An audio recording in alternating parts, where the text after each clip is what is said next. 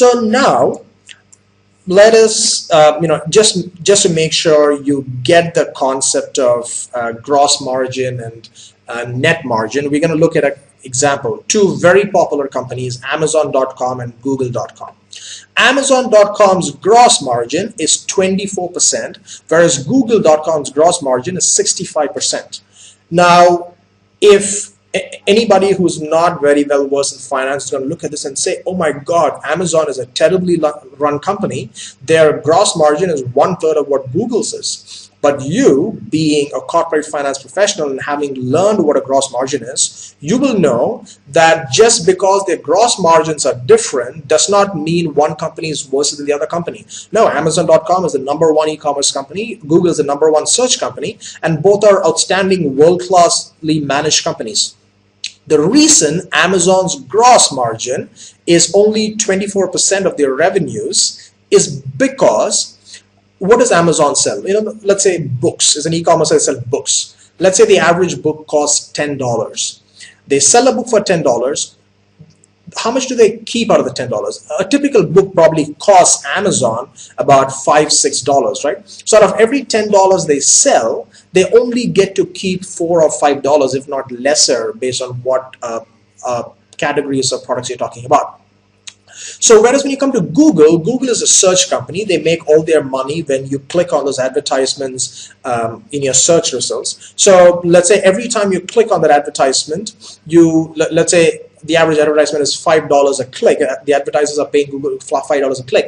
For every $5 Google takes in, Google has very little expense to serve those ads. It's not like the Amazon book. They have not very little expense. All the expense to serve that ad is probably some electricity at some server farm going on, a bunch of computers that's processing the search requests. That is very minimal compared to actually the cost of a product like a book, which is why most of the money that Google gets as revenue, Google gets to actually use it as an operating expense in terms of R&D, giving their employees free food, having fancy offices, getting into 500 different other products and all of that. Whereas Amazon doesn't have the luxury because they're a much lower cost of goods gross margin company, and that's not a bad thing. Retail is always a low gross margin business, but it's all about efficiency in retail.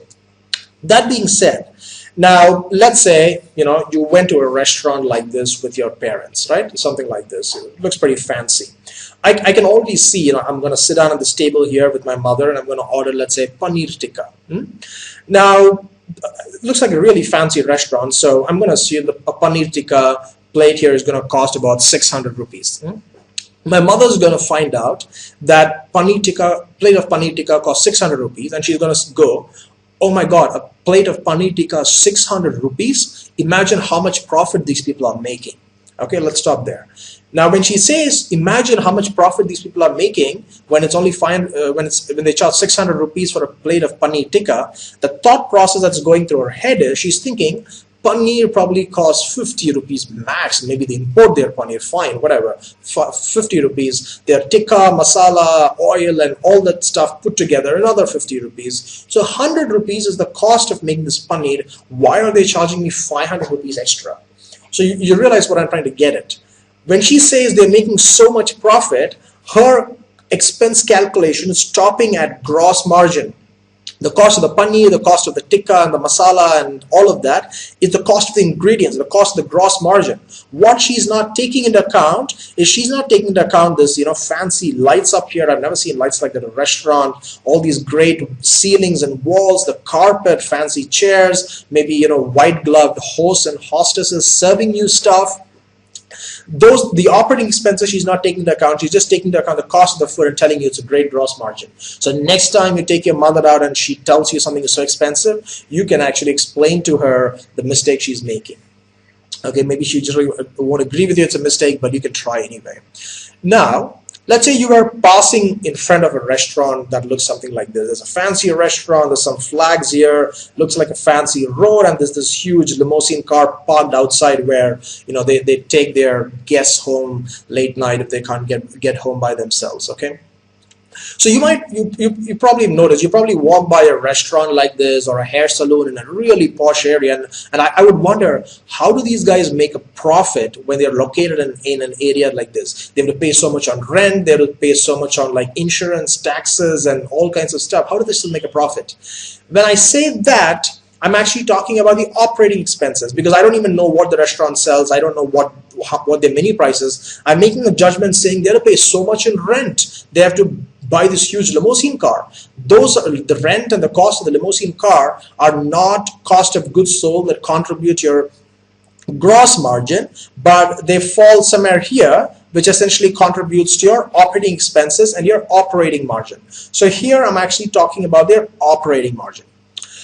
So now, hopefully, you have a fairly good hang about what an income statement is all about, the different components of an income statement, why is it used, the different terminologies used, and you even know how to build a very basic income statement. Yeah. So in the next session, what we'll actually be doing is we will still stay with income statement, but we will take a special case of the income statement and we'll talk about special scenarios and revenues and expenses like revenue recognition, accrual accounting, and cash accounting. And we will also focus on some financial ratios that will help you analyze an income statement better and actually make an intelligent call or decision on the operating efficiencies of a company.